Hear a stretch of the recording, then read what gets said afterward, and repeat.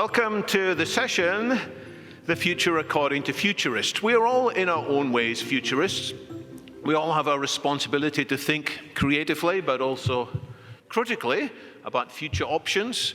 We all have the responsibility to work out how our present-day actions are influencing the future, and vice versa, how our visions of the future may change our present actions.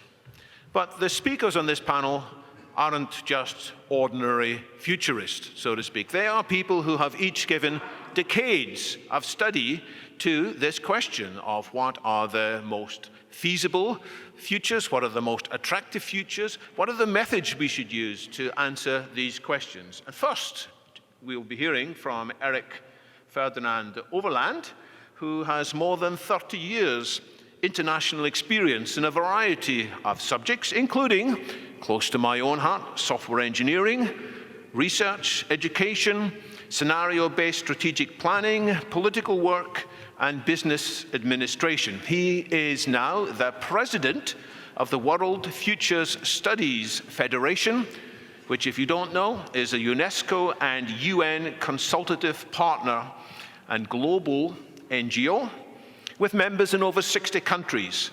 And the point is to bring academics and researchers and practitioners and students and future-focused institutions together to draw on the best of their various insights. So Erik is now going to speak on the futures of the future, moving beyond the natural and the artificial. Erik, over to you.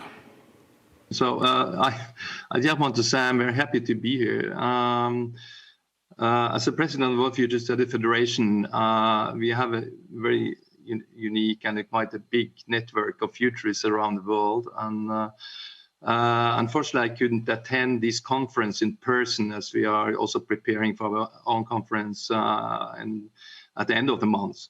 But I'm very happy to be here in this round. And what I'm going to talk to and the ideas that I'm going to share with you today are based on some reflection that I made in my work the last year, and that's not the opinion of the Federation, but that's my personal views and personal thinking around the future of also the future of the future research, maybe.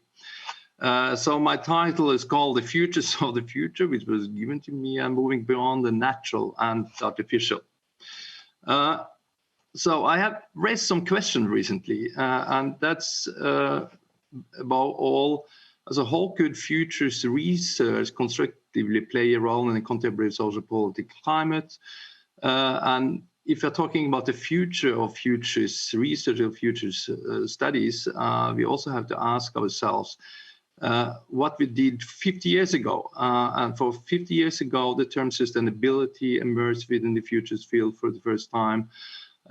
So I'm advocating then the question, what could be some dominant paradigmatic changes of interest for futurists the coming decades? And that is also linked to what I see is a very principled discussion that we have to raise, and that's between what is the natural and what is the artificial. And you as a society or an arena of transhumanist thinking are facing that dilemma all the time. What's natural given and what is artificial made by man, and how are we supposed to understand what's going on? So that's the kind of approach that I want to give. And also other topics that I've been dealing with is, do we need a new kind of universalism, for example, and also we need new labels that not necessarily labeling things in what has happened yet, and some post-suffix, post-modernity, post-industrial and post-colonialism, and so on and so forth. Maybe we have to sit down and create some more substantial concepts about what could happen to us in the future.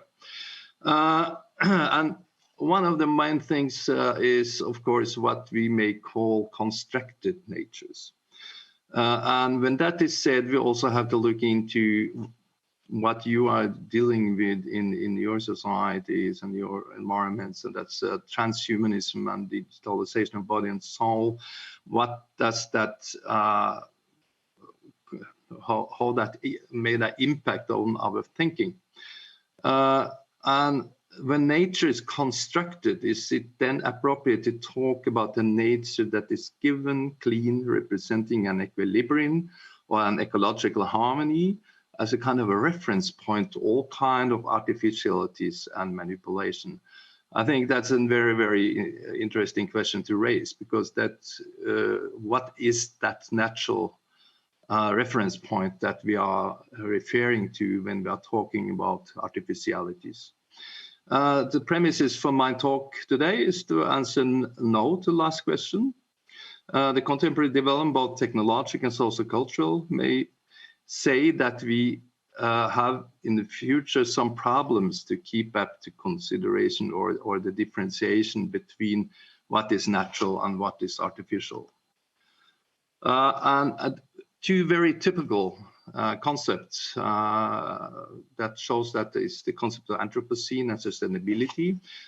You are most probably very well familiar with those concepts, so I won't elaborate very much on it. But my point to bring that in here is to say that implicit here is a notion that before the epoch of the Anthropocene, you have an idea about a nature that was independent of human influence, a kind of a pure, not manipulated or modified nature. And then man came in and influenced that some 8,000 years ago, whatever you may look at it historically. So principally, we then can say that the natural is then turned into the artificial. Something similar we also can observe in the discourse of sustainability.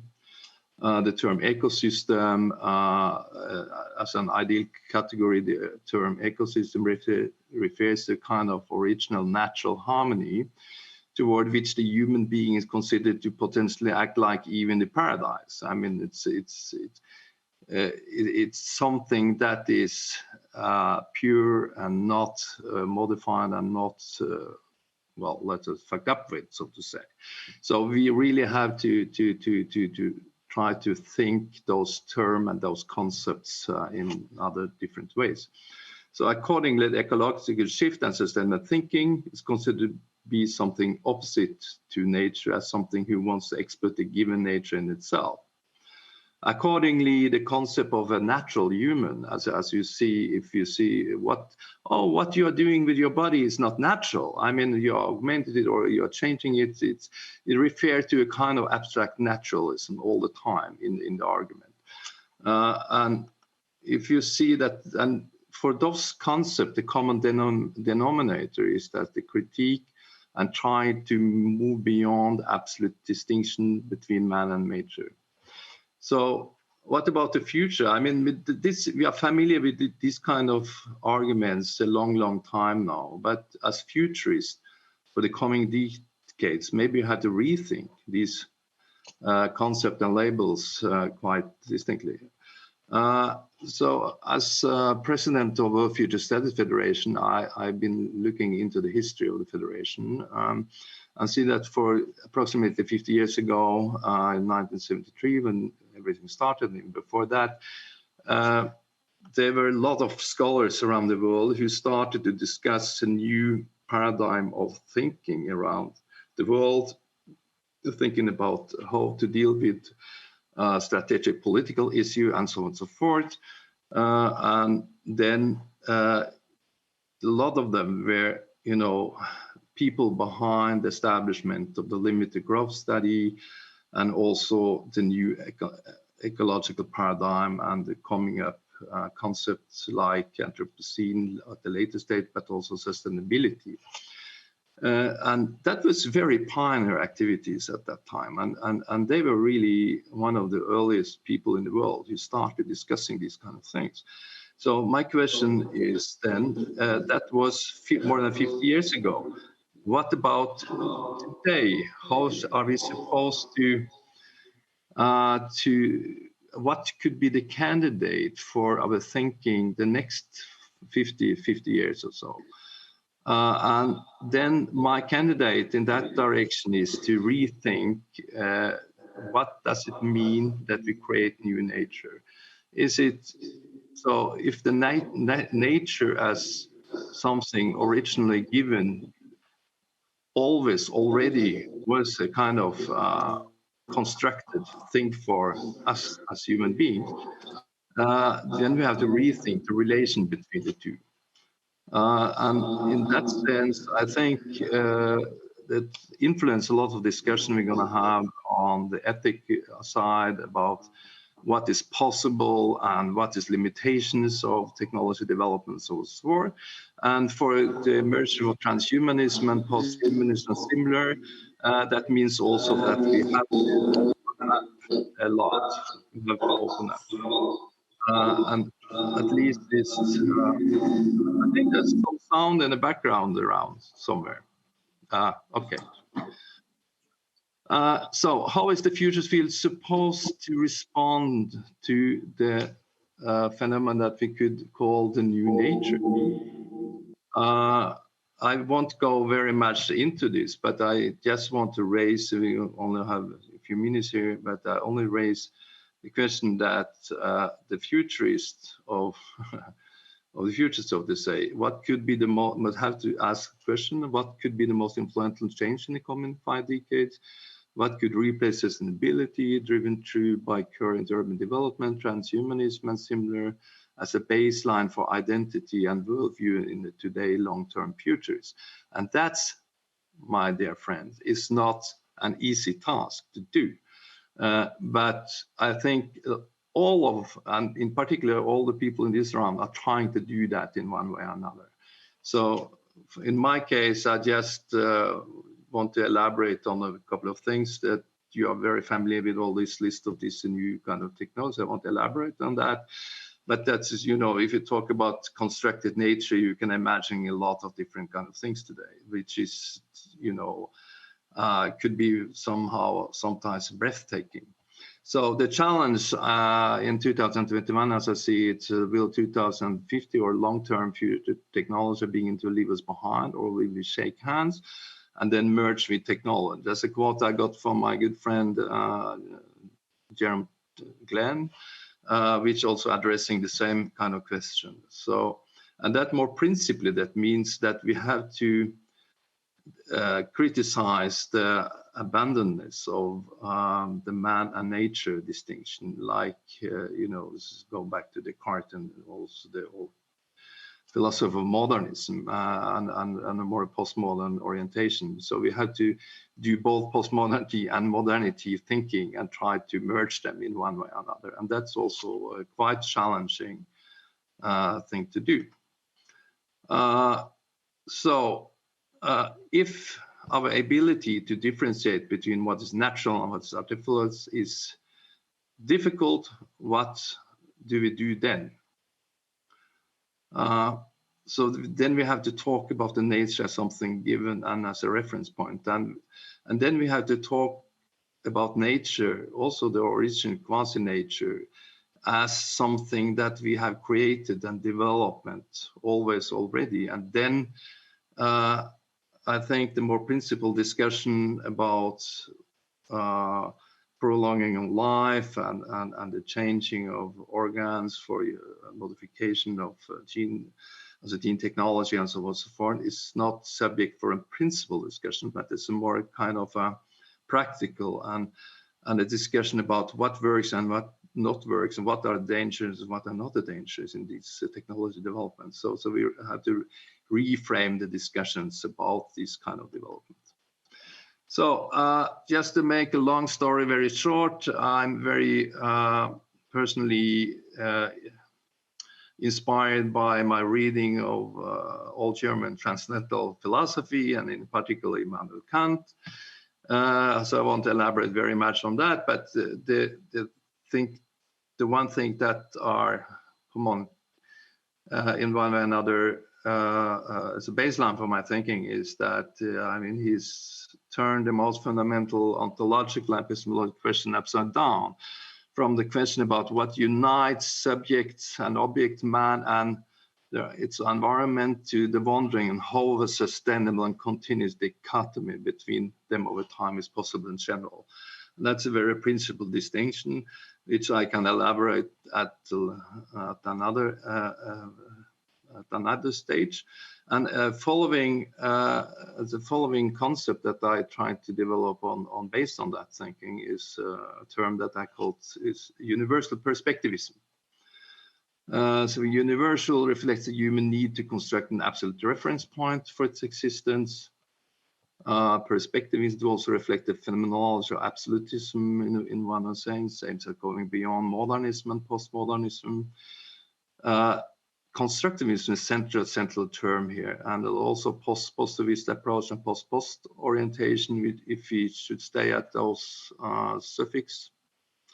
We need to keep up the absolute distinction between man and subject and nature. For example, if you see Blade Runner, if you have an avatar in front of you, you have to know immediately if this avatar is a human being or not, and not on some superficial traits and mark. What is the human, and how do you know what things is human? I think that's also a very, very interesting question to go deeply into. And more philosophically seen, that the nature is a conceptual, defined, undefined.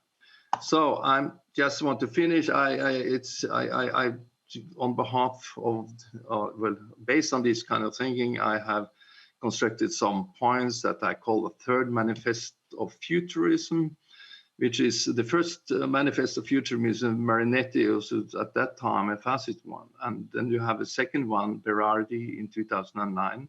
And this kind of going beyond all these kind of thinkings, that's my idea. I won't go into that in detail, but you can read it later. One of the consequences that I want to mention is the man could also be a cyber. It can look like a cyber, but it's not a cyber. So the transhuman is always already human. That's would be my point. So we don't need to be anxious, and we don't need to be afraid of what's going on. We have to adopt and accept the transition that we are within, and also stimulate it to go even further and even faster than it does today. So, the last point, the civilization has just begun. And before I leave the floor to you again, I just want to mention the 24th WFS World Conference in Berlin on 26 to 29. We have a tremendous program there, and if you are able to join either online or in person, feel free to do so. Okay, thank you for your attention. Bye-bye.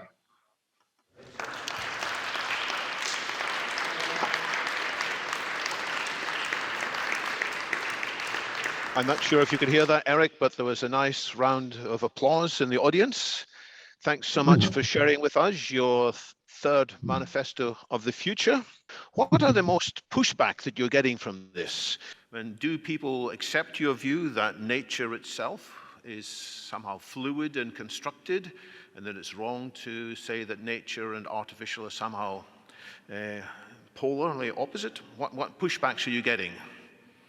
Yeah, the pushback that I'm getting is that when they see that the nature is merging with what is not nature, they think they have difficulties to keep up the idea of what is subject and the humanity in it, and what is the nature in it. So we had to continuously work to sort out what is materiality, what is the nature as such, and even if it's a result of my own construction. And I think that's very confusing for a lot of people. It's even confusing for me.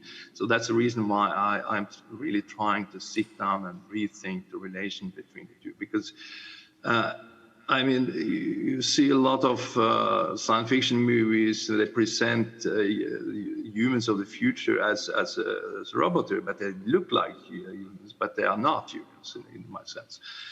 So what is humanity, and how do I understand that you are a human being as the same as I am in the future, when the robot walking around that looks like you and me. So I think here we have to sit down and rethink and do. Yeah. So that's a confusion that I meet when I talk to people. Yeah. So Eric, you've said that part of the discussion of the future will be the concept of transhumanism. What is it, if anything, that prevents you standing up and saying, I am a transhumanist? Are there things that make you nervous with that identification, or are you secretly glad to be a transhumanist? Well, in that sense, I'm glad to say that I am a transhuman humanist. But if you go through what is written about transhumanism, so it's a lot of different kind of things. But the baseline here is that they don't see the human as something in the final stage given once and for all, but it's a kind of a process. And in that sense, I'm a transhumanist. But, the transhumanist also is a term that might be also a bit critical to, because it's said that first, now we have the humans, and then comes something that goes beyond what is human. My message was that even those technology things are going on, we always already are humans, and it's a slightly a bit different concept of humanity than might appear in some of the transhuman texts, I would say. Bill or Rohit, do either of you want to slip in a quick question to Eric whilst you are here before you make your own presentations? Sure. Just, this is a question that I have, if you like, all of the deeper thinkers in the futures field, and I don't really consider myself one, but I definitely consider you as one, Eric. The question is always, how do we take the sort of foundational stuff that the rest of us use, that you're creating? How do you translate that into the world of governments and businesses who might struggle with some of the concepts, some of the languages? You're asking them to think a lot more deeply than most of them would expect to do on a daily basis. How do you bring that into their world and have those kind of conversations? Yeah, as one who have been working in the interface between politics and professional environments for so many years, I understand very much your question, because it's really difficult. And you see now a lot of topics that futurists created and discussed, 1, 2, 3 decades ago, they are slightly coming in and are acknowledged by policy builders and policy administrative system and also politicians along. But it's still a long way to go deeply into this question about, for example, transhumanism, and how do you create a policy, a national or European or world global policy for transhuman development. I mean, we're not there. I mean, it's a long term, because they are stuck in those conflict lines about what is natural and what is artificial, and we are suspicious about the artificiality because we like the natural. And that's the conflict line that we have to go beyond if we are going to succeed in creating policies also around these things. We could discuss this a lot longer. I want to slip in one final quick question, Eric. Celebrating the successes of the WSSF over the years, what would you point to as maybe one of its greatest accomplishments? And is there anything which, in the light of history, you wish had been done differently? Yeah, well, how much time have we got? And it's the WFSF is a network of a lot of different heterogeneous people around the whole world. So I would say, if you look at the history of the WFSF, you see the tremendous influence it has on the limited growth study, and also what I mentioned when those ideas about ecological system thinking and also sustainability and so on and so forth. they were pioneers, and they really advocates and was very, very important in creating this kind of thinking. And then, you know, there's got some waves, so to say. Recently, I'm very, very happy that we are attracting more and more both individual members, but also institutional members. We are opening up after being, you know, for some years in a valley, so to say. We have got, you know, institutional members in China, in the Middle East, a lot in Latin America and USA. So it's we are getting very constructive attraction at the time being, and I think it's very promising. And also, I mean, the whole field that you represent could be a part of this too. I mean, that's because this field needs some kind of umbrella, and this part what you represent here in this conference, it's so far not that well represented. So here we have a lot of potential, in my opinion. There's an invitation. We should get more involved. Let's learn from each other. Thank you very much, Erik Øverland. And thank you.